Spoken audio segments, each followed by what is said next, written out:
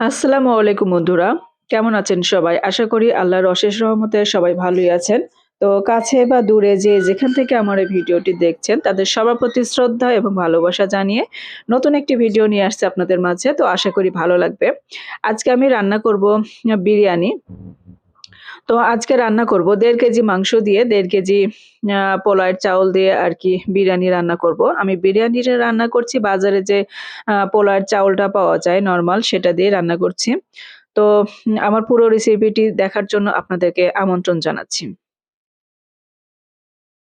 তো এই যে দেখতে পাচ্ছেন আমি প্লেটে ইয়ে ক সার্ভ করে নিচ্ছি। তো দেখতে ক্যামেরায় দেখতে আসলে কেমন লাগছে আমি জানি না। তবে বাস্তবে এটার লুকটা আসলে আকর্ষণীয় এসেছে। লোভনীয় একটা কালার এসেছে। তো আপনারা রেস্টুরেন্টে না গিয়ে যদি বাসায় এভাবে পরিবারের লোকজনদেরকে আ বিরিয়ানি বানিয়ে খাওয়াতে পারেন তাহলে রেস্টুরেন্টে যাওয়ার কথা ভুলেই যাবেন। আর এইভাবে মজার একটি বিরিয়ানি রান্না করার একটা টিপস আছে। সেই টিপসটা আপনাদেরকে একটু পরে আমি জানাচ্ছি। তো সেই টিপসটা যদি আপনারা ফলো করতে পারেন তাহলে আপনার বিরিয়ানির যে ফ্লেভার, গন্ধটা সেটা আরো বেশি ভালো আসবে। তো বিরিয়ানি রান্না করার জন্য আজকে আমি পাতিলে রান্না করছি। যেহেতু ১.৫ কেজি পরিমাণে চাউল রান্না করব। তো আজকে আমি একটু বড় সাইজের পাতিল নিয়েছি। তো সেখানে আমি ২ কাপ পরিমাণে তেল দিয়ে নিচ্ছি। আর দিয়ে নিচ্ছি ৪-৫ টা পরিমাণে তেজপাতা। আর দিচ্ছি ৪-৫ টা সাদা এলাচ এবং ৪-৫ টা ৬ টার মতো আরকি লবঙ্গ। এগুলো তেলের ভিতরে দিয়ে হালকা একটু নাড়াচাড়া করে নিব। যেন লবঙ্গ, সাদা এলাচ এবং তেজপাতার ফ্লেভারটা তেলের ভিতরে চলে আসে।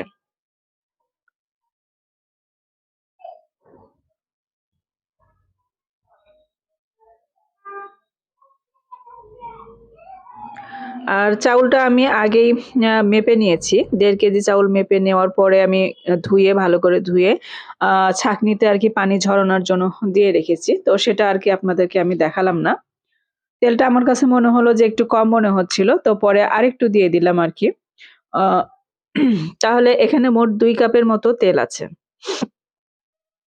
আর চাউলটা আমি আগে থেকে একটু পানি ঝরাতে দিয়েছি। তো সে চাউলটা আমি এখন দিয়ে নিচ্ছি। আ চাউলটা দেওয়ার পরে একটু চাউলটা ভালো করে তেলের ভিতরে নাড়াচাড়া করে ভেজে নেব। চাউল ভাজাটা আপনার যতটা ভালো হবে, পোলাওটা কিন্তু ততটাই ঝরঝরে হবে এবং খেতেও কিন্তু অনেকটা টেস্ট ভালো আসবে। তো বন্ধুরা, আমার এই চ্যানেলের কোথাও কোনো রান্না বা কোথাও কোনো অংশ বা কোথাও কোনো আ আ কথা যদি আপনাদের কাছে ভালো লেগে থাকে তাহলে প্লিজ একটা সাবস্ক্রাইব, লাইক করবেন এবং লাইক দিবেন আর বেল আইকনে ক্লিক করে রাখবেন যেন পরবর্তী ভিডিও ছাড়ার সঙ্গে, সঙ্গে পৌঁছে যায় সবার আগে আপনার কাছে। আর যদি বেশি ভালো লেগে থাকে তাহলে প্লিজ ফ্যামিলি এবং ফ্রেন্ডস এর মাঝে একটু শেয়ার করে দিবেন। তো এই যে চাউলটা দেখতে পাচ্ছেন, নাড়াচাড়া করছি আমি। চাউলটা কিন্তু আমার প্রায় ভাজা হয়ে গেছে। চাউলটা আপনার ভাজা হয়ে গেছে আপনি কিভাবে বুঝবেন? যখন দেখবেন যে চাউলটা নাড়াচাড়া করতে, করতে চাউলটা হালকা হয়ে এসেছে। নাড়াচাড়ার সময় একটু বুঝতে পারবেন ঝরঝরা ভাব চলে আসবে। তখন আপনি বুঝবেন যে চাউলটা ভাজা আপনার হয়ে গেছে। আর আমি এখানে যে ১.৫ কেজি পরিমাণে চাউল নিয়েছি, তার জন্য আমি ৩ কেজি পরিমাণে চাউল রাইস কুকারে আগে থেকেই আমি পানিটা গরম দিয়েছি। ফুটন্ত গরম পানি দিব আরকি। তো ৩ কেজি পরিমাণে গরম পানি দিয়েছি আমি। তো আপনারাও এই মেজারমেন্টটা যদি ফলো করেন তাহলে আপনাদের পোলাও বা বিরিয়ানি হবে ঝরঝরে এবং পারফেক্ট। নতুন যারা গৃহিণী আপু আছেন তাদের হয়তো পোলাও রান্না করতে গেলে বা বিরিয়ানি রান্না করতে গেলে পানির পরিমাণটা বুঝতে পারেন না। আপনার বিরিয়ানিটা নরম হয়ে যায়। তো সেক্ষেত্রে আপনারা যদি একটু পানি মেপে দেন আ তাহলে কিন্তু নরম হয়ে যাওয়ার কোনো ভয় নেই।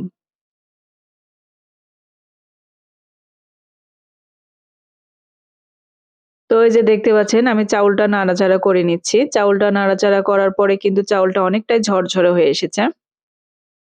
এখন কিন্তু আমি একটু আগে কিন্তু আমি পানি দিয়ে দিয়েছি। ৩ কেজি পরিমাণে পানি দিয়ে নিয়েছি। তারপরে এখন দেখতে পাচ্ছেন আমার এই পোলার চাউলটা কিন্তু 80% সিদ্ধ হয়েছে আর 20% কিন্তু বাকি আছে।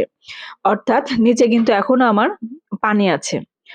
তো আমি এখন এই যে ১.৫ কেজি পরিমাণে যে মাংসটা আমি কষিয়ে রেখেছিলাম, সেই কষানো মাংস থেকে আমি এখন দিয়ে দিচ্ছি। এখন একটু দিয়ে নিচ্ছি এবং একটু পরে নাড়াচাড়া করার পরে আমি আরেকটু দিব।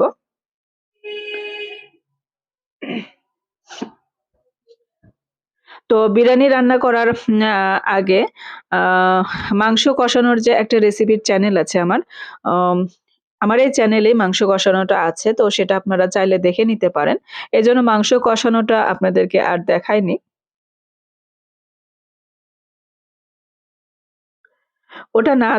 ওটা না দেখেই আমি সরাসরি আজকে বিরিয়ানিটা রান্না করে আপনাদেরকে দেখাচ্ছি।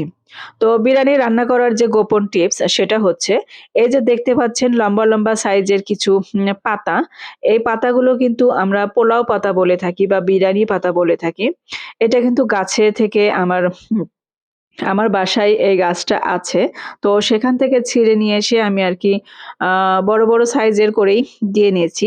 যেন বিরিয়ানি রান্নার শেষে আমি পাতাগুলো তুলে ফেলে দিতে পারি। যখন আপনারা পানি দিবেন তখন এই পাতাটা দিবেন। তাহলে এই পাতা থেকে যে একটা গন্ধ আ পোলাওয়ের যে একটা গন্ধ ফ্লেভার, তো সেটা আপনার পুরা বিরিয়ানিতে ছড়িয়ে পড়বে। তাহলে এক্সট্রা করে কোনো ফ্লেভার দেওয়ার আপনার দরকার নেই।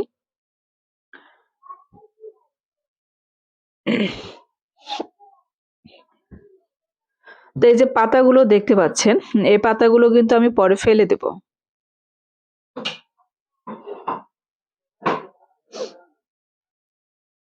আর বিরিয়ানিটা কিন্তু আমার এখন হয়ে গেছে। আর এখন আমি দিয়ে দিচ্ছি ১ চা চামচ পরিমাণে কেওড়া জল। এই কেওড়া জলটা দেওয়ার জন্য আপনার কিন্তু রেস্টুরেন্টের একটা ফ্লেভার আসবে। আর এখন আমি দিয়ে দিচ্ছি ১/২ চা চামচ পরিমাণে গোলাপ জল। গোলাপ জলটা আমার বাসায় একটু কম ব্যবহার করি। আর আপনারা যদি পছন্দ করেন তাহলে অবশ্যই ১ চা চামচ পরিমাণে দিতে পারেন। তো আমি এখানে কেওড়া জলটা দিয়ে দিলাম ১ চা চামচ পরিমাণ আর গোলাপ জলটা দিয়ে দিলাম ১/২ চা চামচের পরিমাণ। আপনারা যদি এর ফ্লেভারটা কেওড়া জল আর গোলাপ জলের ফ্লেভারটা যদি আ পছন্দ না করেন, তাহলে এটা স্কিপও করতে পারেন, কোনো সমস্যা নেই। আর এই যে বাকি যে মাংসটা ছিল আপনাদেরকে আমি বলেছিলাম, এখন আমি এই বাকি মাংসটাও এর উপরে দিয়ে আরেকটু ভালো করে নাড়াচাড়া করে নেব। আর কেওড়া জল আর গোলাপ জল এই ফ্লেভার দুটো যদি আপনি দিতে পারেন, তাহলে আপনার রেস্টুরেন্টের মতো অনেকটা ফ্লেভার আসে। তো বাচ্চারা এটা খেতে খুব পছন্দ করে।